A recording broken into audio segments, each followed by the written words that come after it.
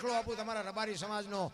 ઇન્દ્રાણા ગામ છે, તાલુકો કેશોદ અને જિલ્લો જુનાગઢ. કોક દીક જાવ તો જાજો. હું અહીંયા જઈ આવ્યો, એના દર્શન મેં કર્યા.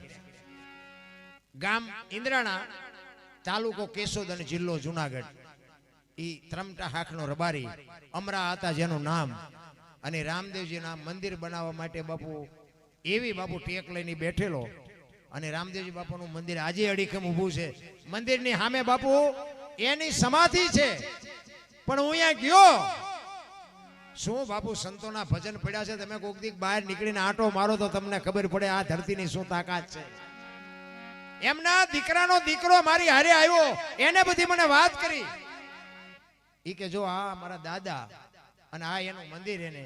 અને પણ બાપુ એને બધી વાત જે મને કરીને, ઈ કે આજે કોઈ માલ ઢોરને કઈ તકલીફ હોય, કોઈ માણાને તકલીફ હોય તો આજે અમારા દાદાની કે માનતા લઈને આવે ને બાપુ આજે કામ થાય છે. આ એક રબારીનો દીકરો ઇન્દ્રાણા ગામના બાજુમાં સીમાડાની માલિકો એક દેરી છે, રામદેવજી બાપાનું મંદિર છે.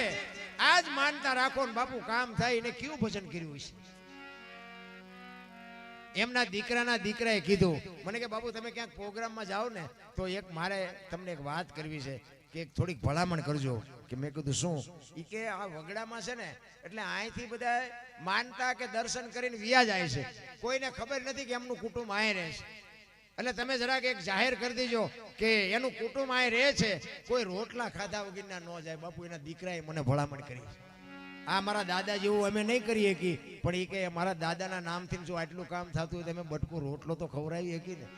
મને કે તમે આ મીડિયાના માધ્યમથી તમારા વિડીયા બધા જોતા હોય, એમાં કદાચ કોક ઈ બાજુ માનતા કરવા આવે તો તમે આ વિડીયામાં બોલ્યા હોય તો કે એટલી ખબર પડે કે અમરા આતાનું કુટુંબ ગામમાં રહે છે અને રોટલા ખાતા વગરના જાય નહીં. બાપુ હજી આજે એની ત્રીજી પેઢીને બાપુ આ ભાવના છે. હું એટલા માટે કહું છું બાપુ રબારી જેવડો રોટલો ક્યાંય નથી. અને આ રોટલો જે કરે ને એ બાપુ રૂપિયા ન કરે. રોટલાની વાત બાપુ બહુ મોટી છે.